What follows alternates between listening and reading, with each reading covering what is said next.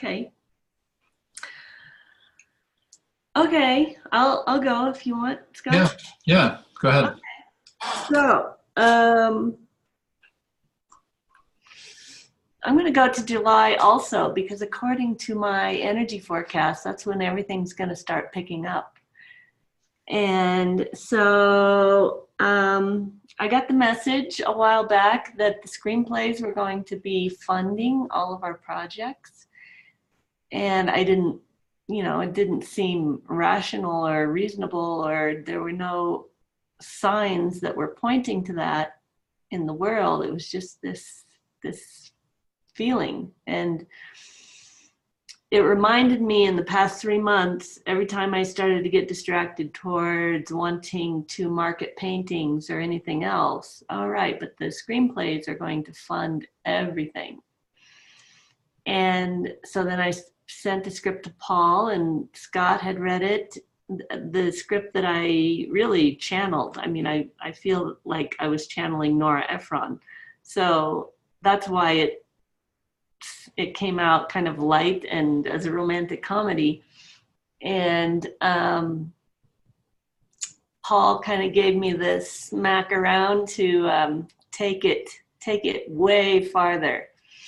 And so I sat with that for a bit and decided that, yeah, probably that could be the case, but I still am going to wait until someone steps up to want to co-write it with me, and wait until I channel that first draft of that bigger, deeper story with more profound teachings in it in a way that isn't like teaching. It's just like experiencing being in the story. And so that did come about, just having that faith that it was going to materialize, and being ready and open to whenever it showed up. And so now I have 2 scripts, one of which may have just been my little kiddie pool splashing around to see what it was like to channel a script and how I felt about it as far as ownership goes, and how I might talk about that. And whether that script goes anywhere or not is kind of irrelevant. But I feel that it will have its place. Because let's face it, not everybody wants a deep, moving, profound movie to be involved in. So this might be their little kiddie pool splashing around to then open the door to the bigger story. And I have Paul to thank for not holding anything back with his notes, and Scott to thank for just being all positive. There's a word that it's just escaping me at the moment. What Scott always is. With encouraging. He's always encouraging me. And so those are in place, and I have a lineup of stories that I have like spirits knocking on my door asking if they can be next. And so there's just no anxiety because it's not really mine. I'm just helping it along. And then even when it comes to taking meetings for these pitching these scripts, it's still there's no it's not life or death. It's not I need this to happen. And that just makes it all flow much more easily. That's true. Yeah, that's mine. Hmm. Wow. All right, I'll go next. I'll supercharge that Okay. because it's really in my mind. Things just came flying at me. So it's it's July, and I'm starting to plan my August trips around all the things that are happening with Rita and the script and the Dreamtime um, movie and all the developments that are happening.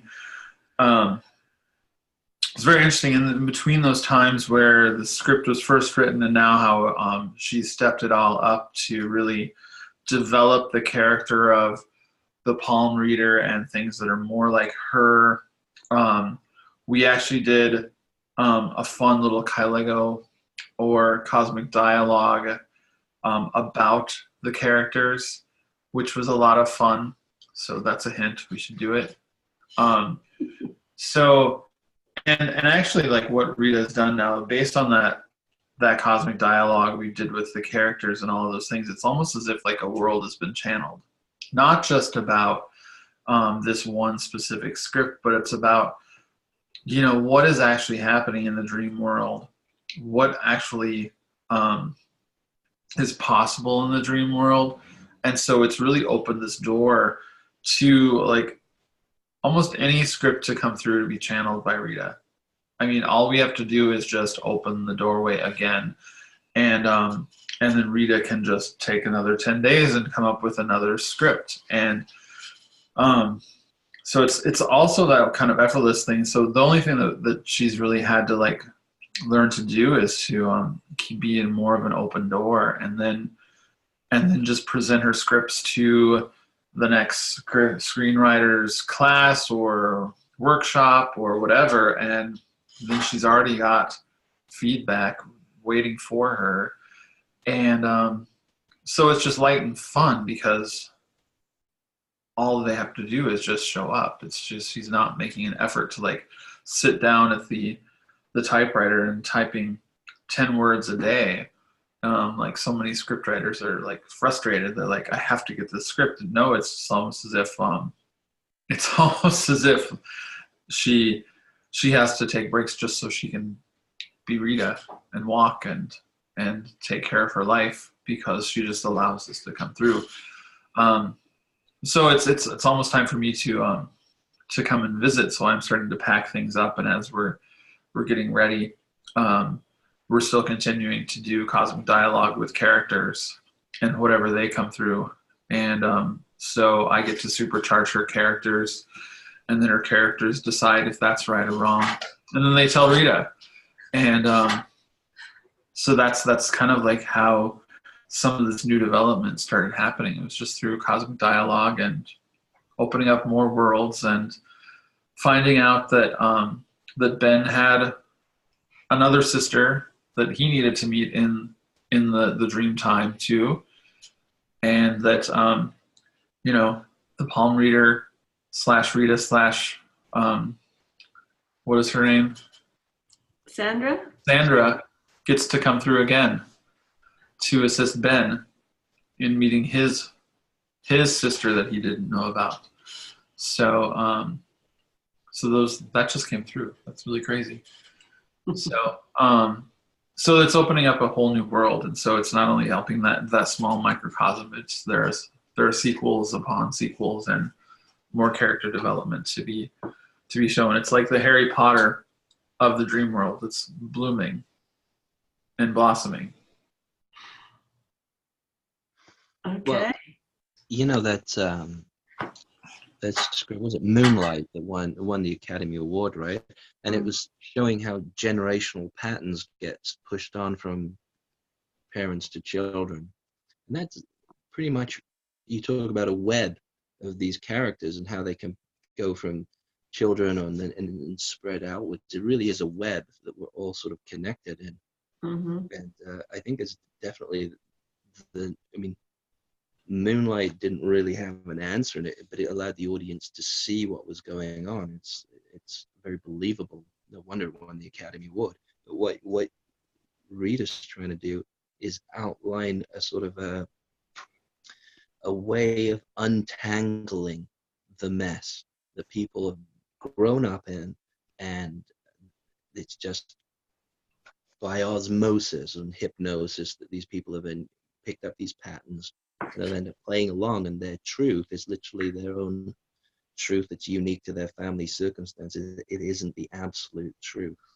And you're trying to show people a way to tune into that absolute truth and then break the patterns that they're surrounded with. So it's super important work, and I think it is the next step of evolution of screenwriting, as opposed to like from where Moonlight is. There's another film I thought of, I can't remember it right now. That yeah, I mean that's I think you're in the right place. The stuff that we're working on, we're trying to wrap our heads around, I think it's going to be the future. I think there's a pull. We just have to keep, feeding it and having this drawn out. I think it's wonderful. I would love to help you work on some script development. I think it was really enjoyable. I really enjoyed it. I guess somebody was telling me that Charles Dickens, when he was writing, he'd lock himself in his attic and you could hear him laughing. Like he would be enacting out these characters in these situations, and he would just be stitches on the floor, laughing. That's the kind of rapport with creativity that I think I need. And maybe you guys need it too. But that kind of all-encompassing imagination and laughter and joy, that's what feeds this process. It makes it wonderful, rather than just sitting around and trying to connect the dots, which is, I think, how I do, trying to outwit everybody by trying to be smart. I don't think it's very, very conducive in the long run. Those are my thoughts. Yeah, I think Scott's absolutely right. I think it's wonderful that you have these spirits to channel. Mm-hmm. And I think my thing is, just because I can channel say a chess player, that's not going to make me a good chess player myself. But the more I understand about chess, the more I can get the inspiration from these sort of spirits, in the same way that just channeling somebody who's incredibly fit and healthy, or was incredibly fit and healthy, isn't going to make me fit and healthy. I still have to go to the gym and do the running and do that kind of work. So that's all I have. Yeah. I know I'd like things to be easy, where I didn't have to do any effort at all, and things just worked out in pure flow. Well, in my experience, it was more enjoyable. It was effort, but in a much more enjoyable way than trying to figure it out up here. And I'm assuming that, if I channel 10 scripts, and then rewrite them and add my own stuff to them, that is a study. That's like an apprenticeship. And the more I do that, the more I will become the master, and maybe I will be from the spirit world assisting screenwriters to write more scripts that impact people. So that's how I'm looking at the purpose of it. Nice. Yeah. But thank you, Scott. I love the idea of Kailegoing as the characters. That just came to me. I don't know where it comes from. Sometimes it just the idea flies in my head, and so I have to say it. Mm-hmm. Yeah, that's great. I'm sure that would be very informative to round out a character. Mm. Yeah, it's a great idea. Mm-hmm. Okay. So my turn? Your turn. Okay. Well, I've been thinking about this a little bit today, just because, I'm at this interesting crossroads of feelings. So I'm going to go to August for when Rita has my forecast of when travel comes into play for me. So because I am sort of feeling that pull again to kind of do that. So it's August now, and I've been I'm done planning. And now I'm just going to go. I'm finally like just traveling. I've given myself a week and a half, just like the last time. I may go to some of the other places too, but this is kind of like just the second I quit traveling tour for Scott, and kind of like in the middle of all those times, because I've done a lot of good quitting with my web design business, and now I have like maybe 5 clients left, but I've made a decision that I am done by the end of the year. So by the end of December, I don't know, maybe I'll have 1 and Rita, maybe I'll have 2 and Rita, but I am effectively, as quit as much as I possibly can with that old web design service person that Scott was. So it's that's been happening, and I'm getting a lot stronger about just who I've been with, how I where I want to go, what I want to visit. I do know I want to stop and say hi to Rita again, and I want to just, I think I have a need to go to some smaller towns and some smaller cities off the beaten path in the Southwest area, in between. I might go to Arkansas again, I'm not sure, but I have this feeling that I really do need to like be in these smaller places that have more soul and more energy than just the busy, crazy, large cities. So this will be a different I Quit tour of really disconnecting from the busy, extroverted kind of travel, and to kind of see for me what's possible with an introverted kind of peaceful kind of travel along the way. Because I feel like I'm starting to naturally feel, now that it's August, that there's a nomadic portion of me that really needs to come out, and I don't need to be locked in the Midwest for the rest of my life. I don't need to be locked anywhere really the rest of my life.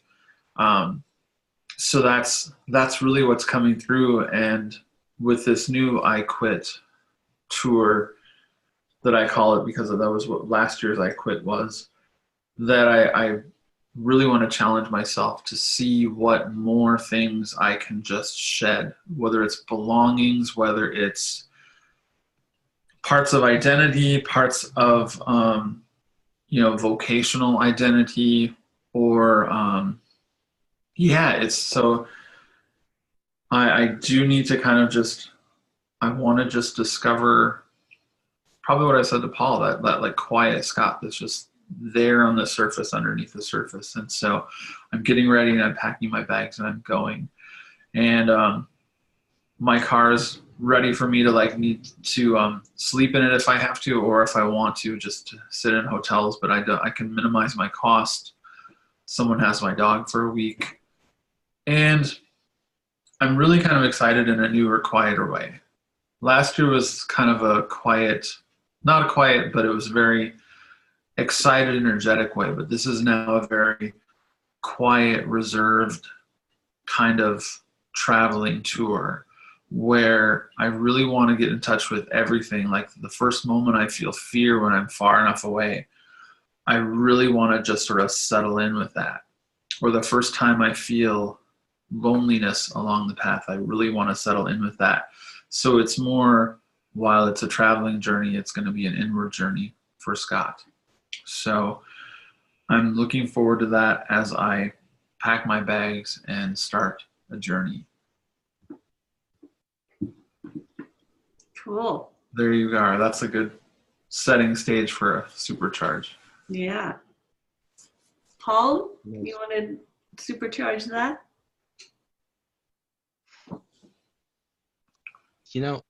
I don't have much, to offer. Like there's part of me that wants to kind of offer you some really good advice and fix it, but I'm just going to say, it's just the absolute truth, that I know exactly what you're feeling because I'm feeling it too. And I know exactly how that it's funny you use that, the quiet part of you, that softer hidden part of you. You hit the nail on the head. Getting comfortable with that, and the moment you feel that fear or loneliness or whatever it is, you have to those discomfort emotions. You just have to hang out with them and just let them reveal their message to you, and then you go deeper, you get quieter, and the journey works. And sometimes it's nice to do it in a moving journey where you're going from A to B and you're going deeper, rather than what I do, which is just sit in a basement.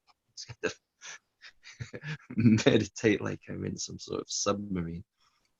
And I think you're doing a wonderful thing. I think it's absolutely the right thing. And yeah, wonderful.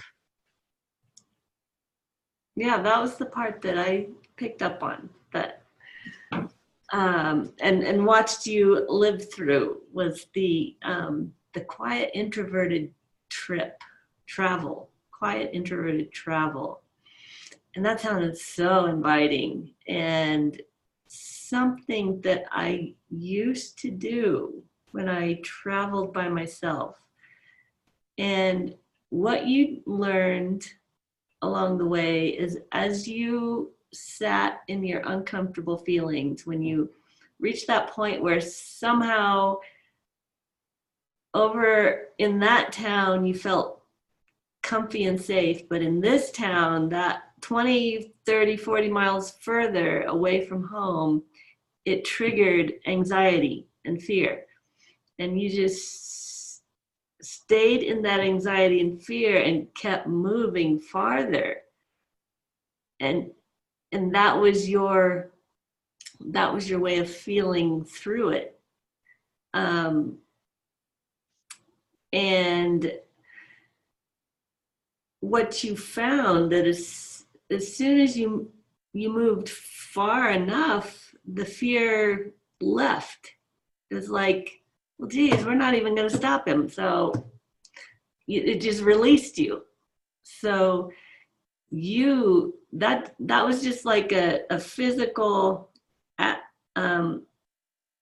acting out of what goes on in us every day, because you put it into that whole journey scenario, that whole travel scenario. It just became really, there was a spotlight on each thing that you learned. And so using that as an example, you feel fear and anxiety at a certain point, and then you just move past it. That became a common exercise for you all the time. Once you got home from your trip, or the rest of your trip, and it got to where it was fun. You'd feel that anxiety or discomfort or sadness or loneliness, whatever it was, start coming up, and you would just push into it, and knowing that once you got past a certain point, it was just going to release you. So the more you went into it, the closer you were to release. And then it almost became instant after that in daily life. By the time you got home, you were so practiced in doing that it changed your whole way of being from day to day. And so all these new things have happened because those uncomfortable feelings don't even slow you down now. You just keep heading to where you want to go. And if you see something more interesting, you take a left turn or a right turn and go down that other way, and see if maybe it had an even bigger anxiety to show you, so that you could just go straight into that and grow even further than your original plan. So the trip was significant in ways that you could not have imagined. And who on the planet would market an introverted trip, a quiet introverted trip to face all your fears and anxieties. No one. And why? Because everyone is terrified of facing their fears and anxieties. Not because it isn't fun or it isn't worthwhile. It's because everyone is scared. And so it's become a natural way of being for you. And it's been fun watching everything speed up as a result of this I Quit tour, #2. I quit again. Yeah. Yes. Layers of quitting. Yeah.